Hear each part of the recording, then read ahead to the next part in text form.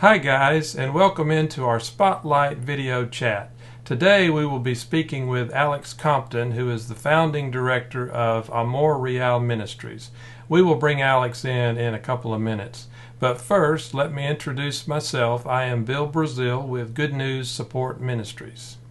So we have all been in the throes of trying to deal with COVID-19 and the coronavirus the past few months. It has certainly caused an adjustment in how we have been living our daily lives, as well as how ministry has been being carried out. So I've gotten to know Alex over the past year and a half or so, and I've even been able to spend some time with him in Peru, where his primary ministry focus is.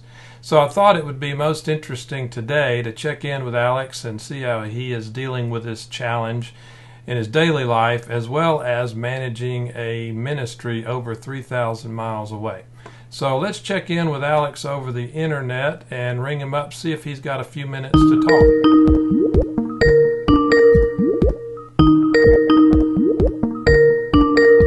Alex, are you there, buddy? Hey, I'm doing pretty good. Thanks for having me. Good. Yeah, glad you could join us. This is kind of a first for us. We're getting some of these video chats started and wanted to bring you into the mix. Like I said, we've spent a little bit of time together and enjoyed getting to spend some time in Peru a couple of different occasions this past year, 2019, I guess. We went in the spring and also in the fall. So in the spring, we took a group down to your place. It was a little bit different, I guess, than your norm, right? Right. Yes, so there's a group of 25 girls and 2 or 3 guys is a little bit different than the normal group. Exactly. So I had a couple of pictures I thought we could share from that particular missions group, and so we took some ballerinas down, and we were able to enjoy a time of performances. I guess they performed maybe 5+ times in different locations, and I went to the wrong place. So these are a few pictures from where they performed. This is in the community of Paradise is what I'm showing right now, Alex. You can't see these, but several performances there, which was really neat. And then some of the tourism, that's a group of the girls that were with us. And then they performed at a big park in a really pretty area with the sun setting behind them. So that was a neat time of performance and ministry to the folks that were there. And then in the fall, we took a whole different type of group down with a bunch of old guys. And I guess you were actually with us on that trip, Alex.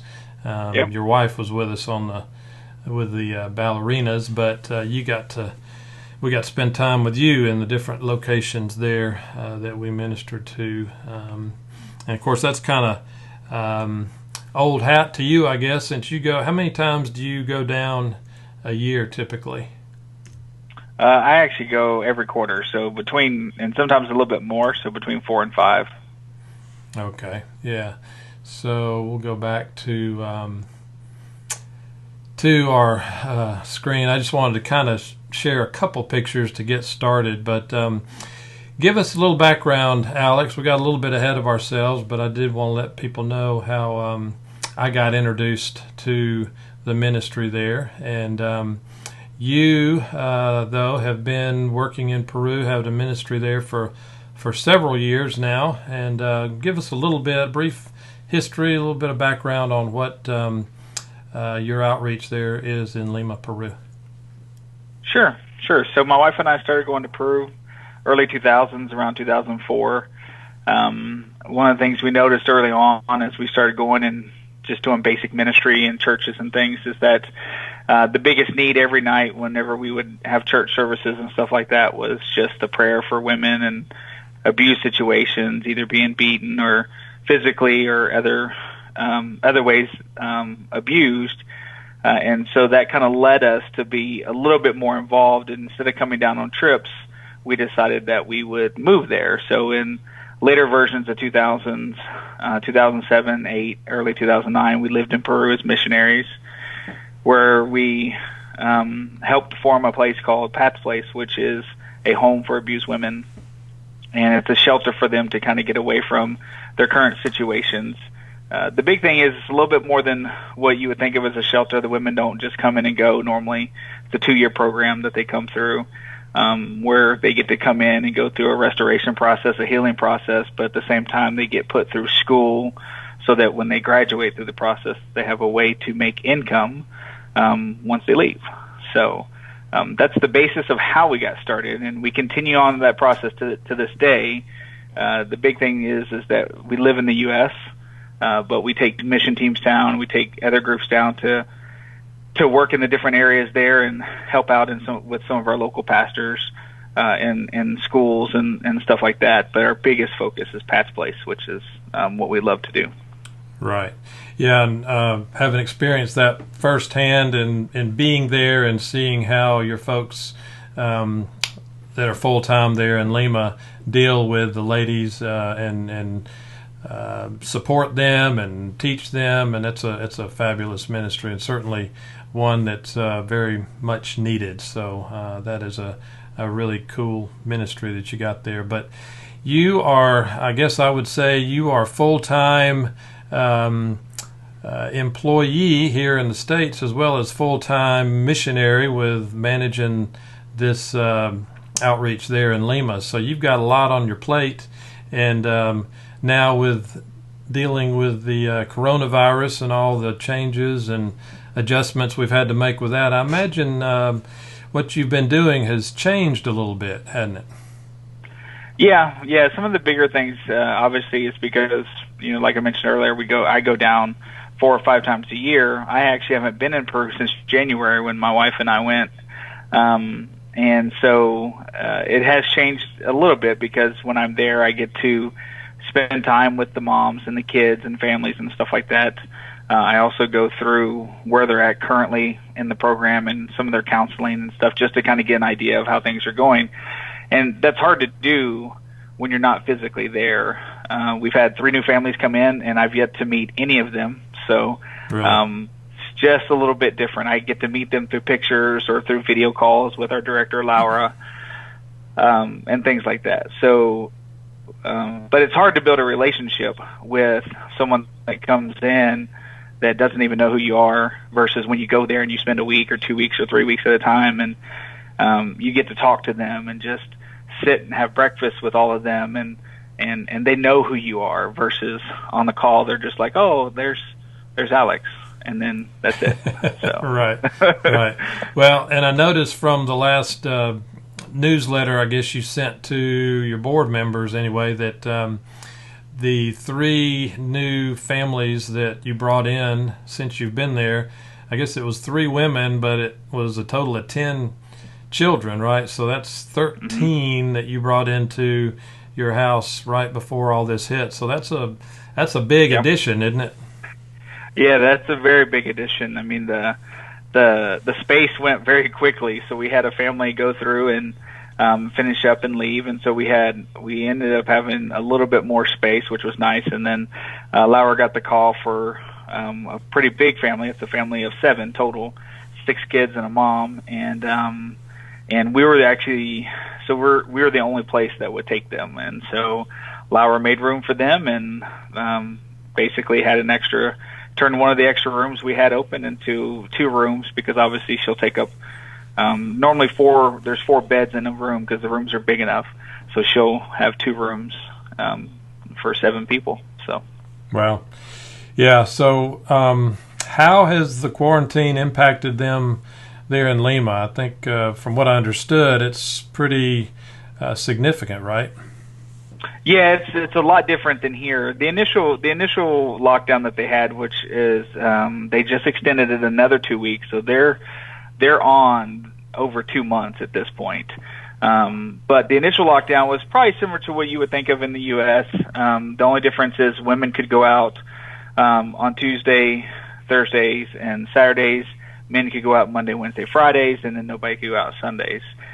They basically stopped all that almost 4 weeks ago now, and to where only one person per household could go out between 9 or 10 a.m. until 4 p.m., and that was unless you had a special permit of some sort to be out of the house, or you were going to the grocery store.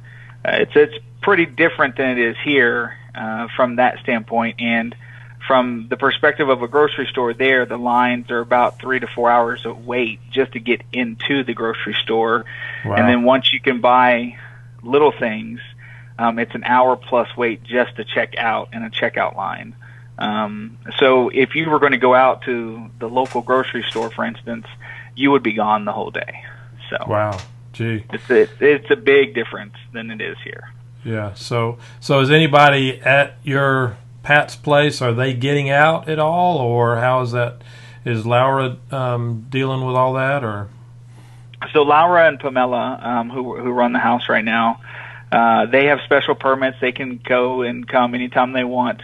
The permits have to be renewed every 48 hours. Laura actually had special. I'll have to send you a picture, Bill. She sent it to me last night because I have a call with her next. But she sent me this picture, and it's a full white, kind of like a bodysuit that Pamela's wearing with a mask with the Amor Real and Pat's Place logo on it. So she had those made so that they wear when they go outside the house, and then they have the special permits. And so they do the majority of everything, so they'll go out and do different shopping. But for Laura, because she can go out, because she has a special permit, she goes to, and she has a car, so she goes to a different location that's what you and I would call a nicer area, right? So instead of where the house is, which isn't a bad place, but she goes to a more richer area where the stores are nicer. And for her, she's able to get it in and out in a couple hours versus a whole day if she was to go to the store right there by the house. Wow. So, okay. Yeah. Well, I know that's really changed how they're operating down there. Do you see any relief in sight, or how much longer you think they're going to have to deal with that there? What's the death rates and the infection rates what have they been like relative to what we've seen here in the States? When you look at it population-wise, it's not as bad. Peru as a country is home to 32 million people, and at 32 million, their infection rate's a little over 50,000 people total, right? So to put that in perspective, Georgia's 10 million people with an infection rate of like 32 or 34,000. So they have 3 times the population, but are only infected, say, 15,000. People more if you look at it something like that.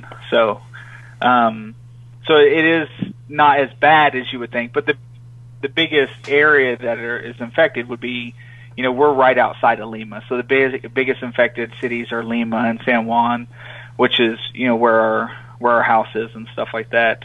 The biggest thing that they don't want them to do is to go into some of the open air markets, which they can't close because the people have to be able to buy things. But Laura definitely stays away from the open air markets because everybody's so close to each other. That's where some of the disease spreads the fastest, is in the open air market, versus being out in like a local grocery store like the Metro, which is kind of like so those are the big things. And then the other thing that's changed for Laura is the fact that she's now homeschooled. So, you've been there. You saw all the kids that were there before, and as you mentioned, we just added 10 kids. So she's literally, her and Pamela are literally doing homeschool to 20-plus kids at the house at this point. Which is also different because, it's not like it is here where the kids have all these online programs they can do and stuff like that. While we do have Wi-Fi, that's just not the way they do stuff there. So Laura and Pamela each take turns, and they have 10-minute conference call every day with the different teachers to make up, okay, well, what's on the schedule today. That's slowed down a little bit, so it's not always 10 minutes, but in the beginning it was 10 minutes per teacher a day, which was quite a lot. Wow. Yeah, I'm sure. How's Laura, and now Pamela? I don't think I've met her before. You would have met her. That's her youngest daughter. She helped with the ladies when the ballet team came. Okay. She was there helping. She wasn't there when the guys came, but so much. So, but yeah, that's her youngest daughter. So her youngest daughter helps out with some of the different things that just go on at the house, so that Laura can do. There's a lot of paperwork to be done. There's a lot of going out, different visits and stuff. So because all the ladies have psychology visits and like that, Pamela is there to kind of help with that as well. So Gotcha. And again, not as much now as it has been, because again, they haven't been able to leave the house so much. Right. When they are able to leave the house, I mean, there are, there's one or two moms and the older kids, of course, that leave a day just to go to counseling. Mm-hmm. So, Laura can't be there to take, all 10 women out all the time. So Pamela helps so that Laura can be at the house, or Laura goes and then Pamela takes care of things at the house. I gotcha. Okay. Well, I'm sure Laura is appreciating the extra help, because she hadn't had that too much in the past, I guess, right? Right. I mean, the only time she had extra help would be when we had mission teams come in and stuff like that. We would always make sure that she had extra people there that would help. And most of the time that was Pamela. Sometimes that was Estefania, which is her older daughter, but her older daughter lives a little further away now, so it hasn't really been as much. And then, it's a lot easier being able to have the two of them. And she grew up there basically from that perspective. So she knows everything there is about the house. She knows what the women go through. She knows the programs. So it's a lot easier for someone like Pamela to come in and help, because she's been there her whole life with her mom. So Right. I got you. So how do you see all of this impacting the rest of this year? It's just hard to really anticipate exactly what's going to happen, I guess, but you got to have some sort of plans in place. I know we had a wedding about a month ago here, and so we went through about 10 different plans to finally get to the actual wedding date, and that's just kind of what it takes with all of our plans these days, just looking at all the different options. So what are you anticipating, and how are you kind of laying that out for the rest of this year? So we've actually been in review mode basically right now. So we were hoping to not lose the summer season for mission trips. Mission trips make 50% of the budget in reality. So while we do have donors and things like that, they give on a monthly basis. It's not enough for to run the house month by month, and so mission teams make up the other 50% in reality. So. Sure.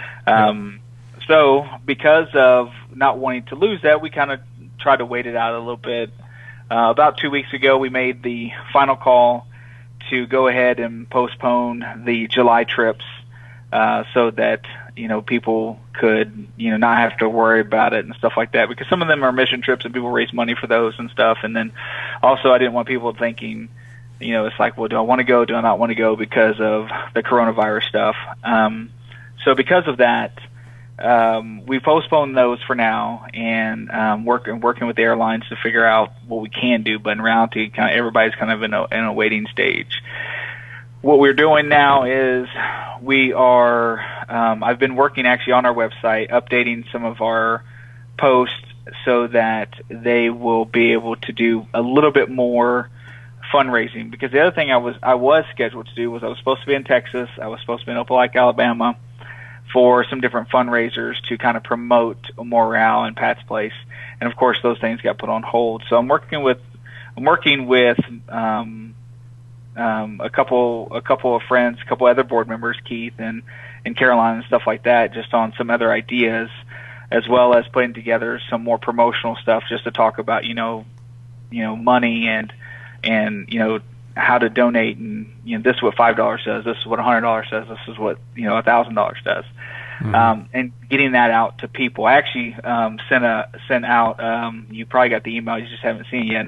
I sent an email out earlier today of a new updated post of all the moms and the kids singing a little worship song and stuff like that. And as a part of that, it has one of the things that we're looking at doing. So that's what we're trying to figure out. We're still going. I'm still planning on being improved for at least a week to 10 days in July myself. As far as going on a trip, if that gets postponed, I'll wait until they tell us that we can go to Peru, and I'll head down there. I need to spend some time with Laura, spend some time with everybody there, and just kind of help out. I can tell you from my calls just with Laura, she's just tired. So I'm sure, just kind of get down there to be able to help and see how things are going and stuff like that. So right, yeah, I'm sure they need a fair amount of encouragement, and being able to get down there is huge for them. So yeah, I hope that works out well and you're able to do that without any glitches. I'm real hopeful that the summer is going to give us a little bit of relief. I think the fall still may be a little bit questionable, but hopefully we can get back on track here before too long. So yeah, that's what my big prayer is, and hope for you guys as well as other things that are going on. So speaking of prayers, what is would be at the top of your prayer list right now? Well, the top of my prayer list is really just the emotional support for the families that are there. I mean, besides the fact that we're all going through this, in every country. We have newer women that came in right as this happened, right? And so it's very hard because, one, they're starting a new program, they're going through something new, they're living in a house with people they don't know when they first come in, and it takes time for people to get adjusted to everything. Sure. So for them, there's a lot of emotions, that go on through that. And so my biggest prayer in reality for the house is just truly emotional love, support, and things like that, even healing for them, because there's just so many things that they go through on a daily basis with 30 people and a whole lot of kids with 30 people in one big old house. So. Absolutely. I'm sure. Do you have any concerns from the authorities or the government, imposing too many restrictions, or is that something that y'all worry about or deal with very much, or what's your view of all that? Well, I mean, the government there is obviously a little bit different than here. As far as restrictions, they've locked them down, a lot, like I said, other than going to the stores and stuff like that. So I'm not really concerned about that, because that's just the way that they do things. Yeah. The biggest thing is when are they truly going to open things up? I mean, even the airport's closed, you can't fly in or out, and then things like that. Now, I do have a friend that works for the government. They sent me the 4-phase approach to opening Peru. And basically late June, beginning of July is when they will currently, as part of their plan, to reopen tourism, international travel, and all that kind of stuff. And now, depending on what country you come from, you may have different regulations to follow, but they at least have some basic plan that they're trying to put forth to the people. Gotcha. Okay.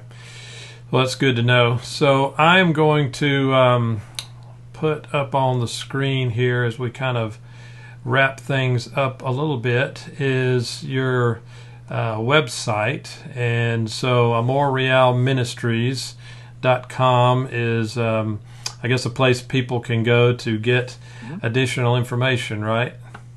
Sure. Yep. You can get all the information about the organization there. You can see the families that are at the house, even updated with the new families that just came in over the past couple months. And then you can also see videos and past mission trips and just a bunch of different information. Right.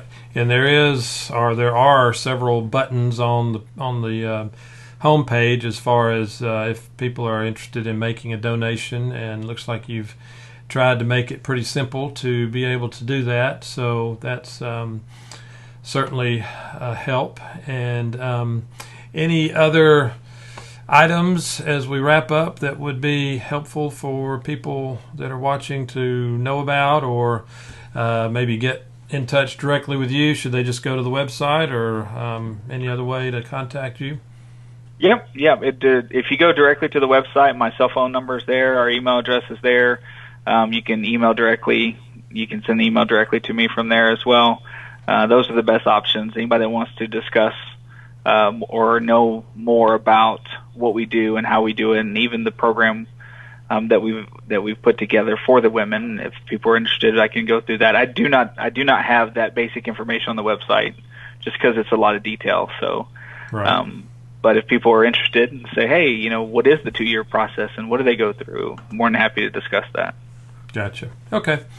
Well, very good, Alex. Thank you for taking a little bit of time out of your evening today and sharing what's going on and the latest from Lima and Amor Real Ministries. I appreciate that, and hopefully others will as well as they watch this. And again, thank you for your time, and we'll catch up to you soon. Awesome. Thanks, Bill. Okay. Thank you. Talk to you later. Bye. Bye.